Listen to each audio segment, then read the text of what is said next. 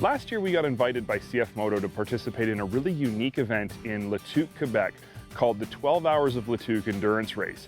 Now, I had actually been to this race the very first year it started 15 years ago. I was there for the inaugural event. And last year when CFMOTO invited us down to participate, I was really excited to see how it had evolved in 15 years.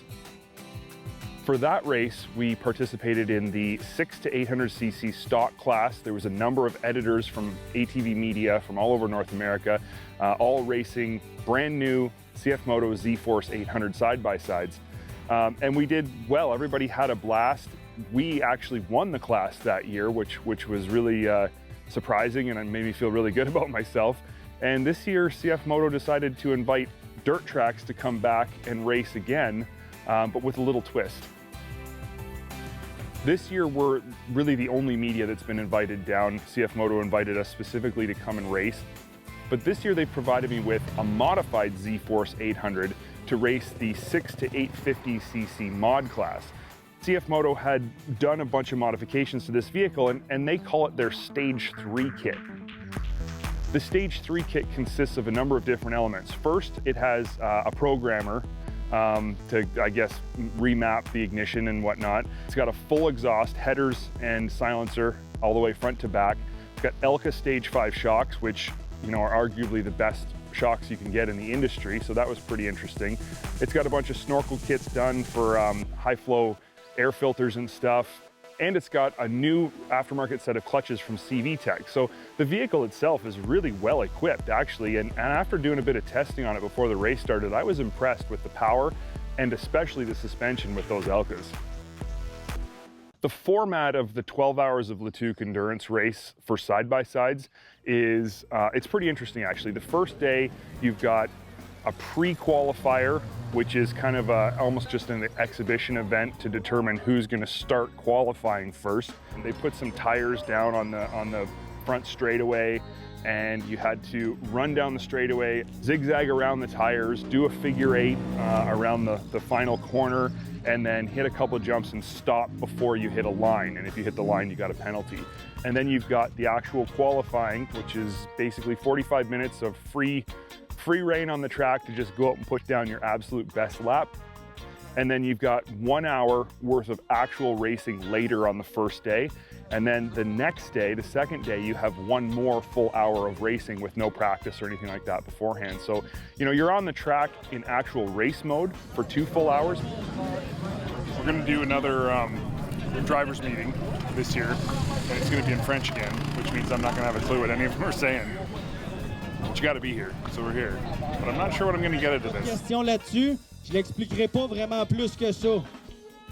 Fait que les gars de side by side, faites-moi signe si vous avez de quoi. Je veux que ça soit clair en partant. So when we were at the drivers meeting before the first qualifier, I look over and who do I see but none other than Chuck Dempsey.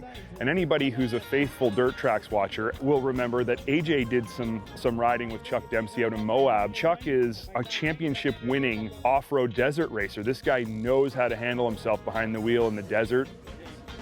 I talked to him a little bit. He said he'd never done a race like this one before, sort of an endurance race on a course. And I was interested to see how he was going to do. He was super interested to see what this race was all about. I figured, if nothing else while I'm out on that track, if I can get ahead of Chuck Dempsey, I'm going to feel like my life is complete.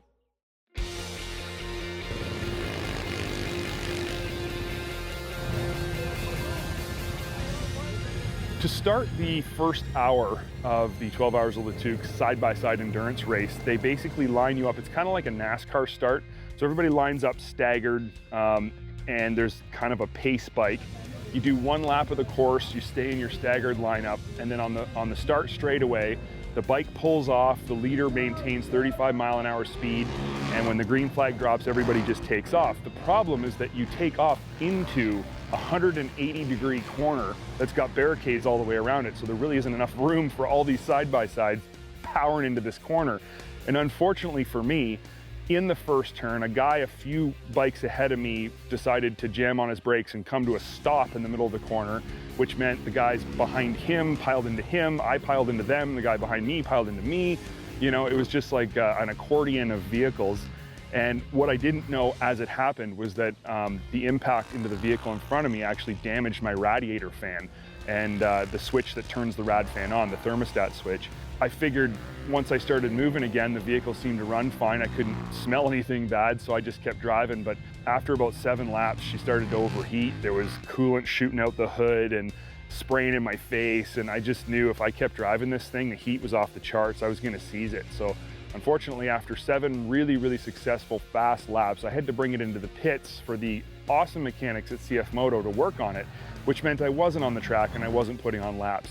It took about 20 minutes. They had to repair the rad fan and hardwire it, and they didn't know what was wrong at first. So after 20 minutes or so of being in the pits, waiting around, I'd missed a substantial portion of the race. And when I went on that track again the second time in, it was on.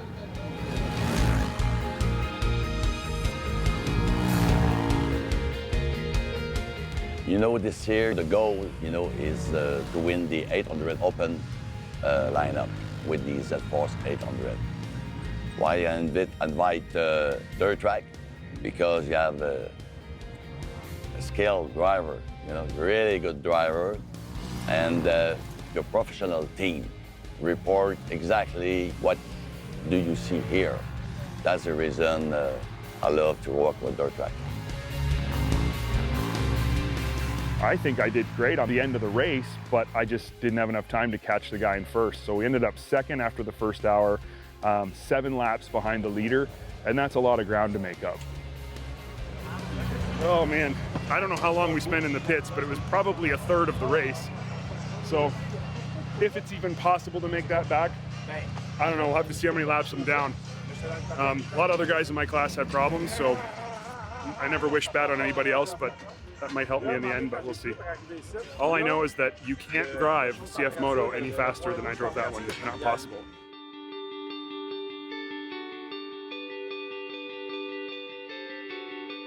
12 Hours of the Tuque Endurance Race is really just an all-encompassing off-road motorsports event. It's really jam-packed full of stuff to watch and do and participate in.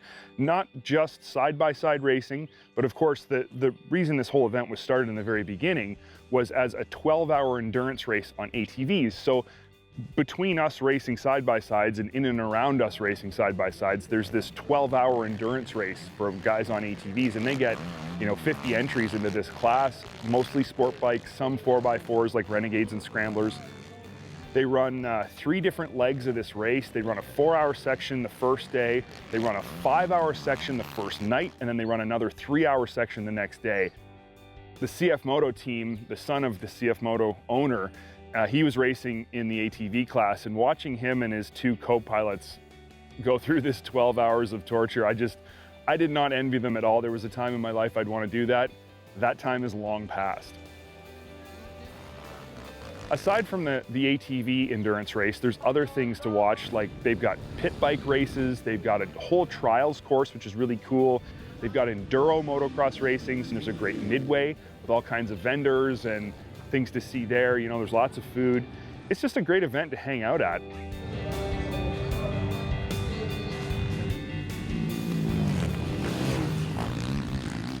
After day 1 with the incident on the start, I was 7 laps behind. There was a lot of ground to make up, and I figured second hour of the race, from lap 1 till the end, I am going as fast as I can go. That CFMOTO had never been driven faster than it was being driven at that moment. Even through the dust and the crazy not being able to see, I kept on the gas and just hoped for the best. And I was passing vehicles in the class ahead of me, the 1000cc modified, putting moves on in corners, getting great straightaway speed. Basically, that pedal was to the floor the entire time. Had no engine issues from the day before. The vehicle itself was working fantastic, and I was feeling like we were putting good laps down and making up good time, and we might have a chance to win this thing. Of course, as with all forms of racing, there are many things that we just simply cannot control. A nut fell off the outer steering tie rod end. It fell off. It didn't break off. It didn't strip. It just fell off, and the tie rod end fell off when I was coming through a corner. And I thought we broke something, so I was pretty much ready to shut her down. When I finally did climb out of the vehicle, I saw that it was really minor. I obviously didn't have an extra nut with me to fix it. We were 7 laps behind starting this section. I knew I was gonna have to drive it like I stole it and not even care about it. Unfortunately, that's what happens when you drive something that hard. I would have liked to have had a couple laps buffer just to drive a little easier, but I didn't. So this is the risk you take, and it was fun. I think we were flying. I think I was doing incredible. You know, it's not the vehicle's fault. It's just what had to happen. So it's all good. At the end of the day, I had a blast racing the 12 hours of the Tuque Endurance Race. I did last year, I did this year. Big thanks to Carl, big thanks to the mechanics, the whole crew at CFMOTO for making us feel like family and for putting on a great event, a great show, taking care of us while we were there, giving us great vehicles to race. And I'm looking forward to next year. I'm looking forward to coming back, doing this again, doing it right, getting through the first term without an issue, and taking home some hardware at the end of it all. If you like this video, click the link and subscribe to Dirt Trax' YouTube page where we're updating all kinds of fresh stuff like you've just seen.